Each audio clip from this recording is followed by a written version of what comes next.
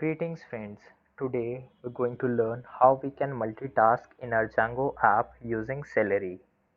Multitasking is a great way we can improve the efficiency of our app as it allows us to create multiple threads and run them simultaneously. This not only improves the efficiency but can also be used to create an illusion that our app is running very fast as many of the threads that we want can be run in the background. To learn this, we will be using the blog provided to me by StudyGyan. So let's begin. To learn this, the first thing that we need to do is set up the base app. For this, I will simply follow the link and then copy the code. While doing this, make sure that you are downloading the base app. If you are using Windows, you can download the zip file, whereas since I'm on Ubuntu, I will use the git clone command.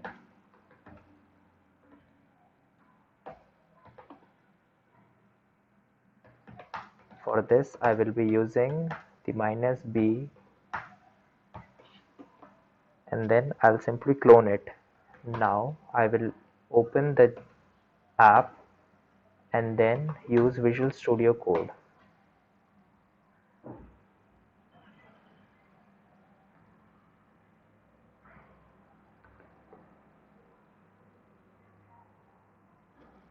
Very well. Let's see what's the next thing is. Next we need to prepare the Django app. I have already installed RabbitMQ on my server, but if you want, you can go to this link for an easy tutorial. Now, in the Django app, we will be creating a celery.py file with this code.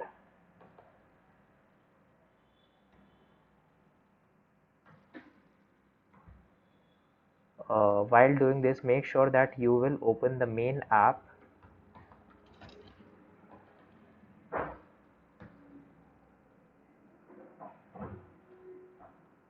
The next thing that we need to do is initiate the app.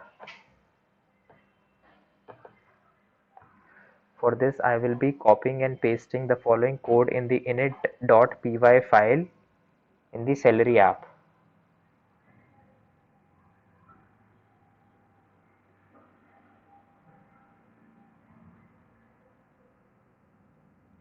One more thing that you need to keep in mind is change the name of your app while doing this. As we can see that right now the name of the app is Django Celery, so you need to change it to whatever the name of your application is.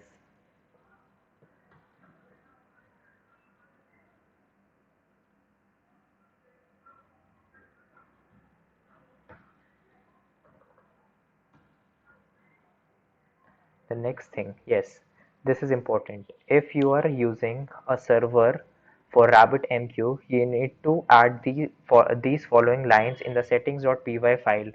On the other hand, am using a local server, thus I don't need to add it. Now, let's run this command.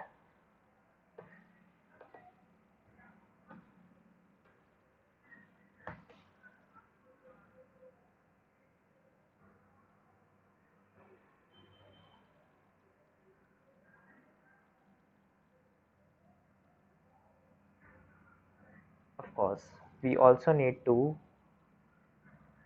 create a tasks.py file in the app. So let's just create it.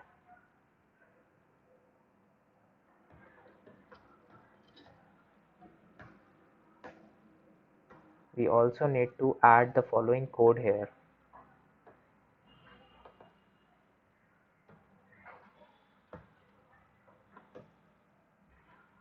Now let's try running the command once again. As we can see that the Celery is ready. So let's just fire up the local server.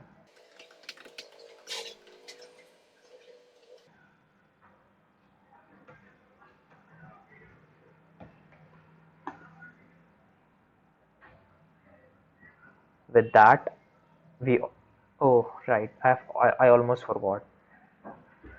Before running the mailing app, you also need to add these following lines in the settings.py file. Make sure to exchange email and password and the service provider before running the app.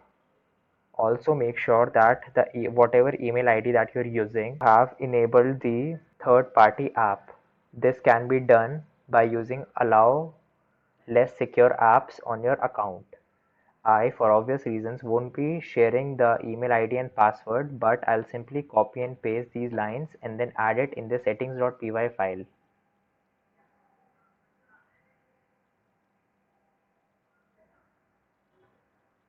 Now just add the following things and you will be good to go. And with that, our app will be up and running.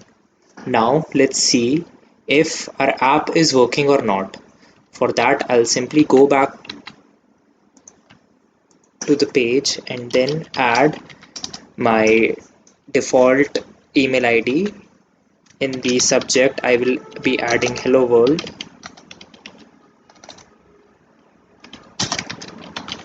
and in the message I will be typing from Apurv Garg. Let's see if it's working. As we can see that the page was rendered almost instantaneously. Let's see if that mail has been received by us or not.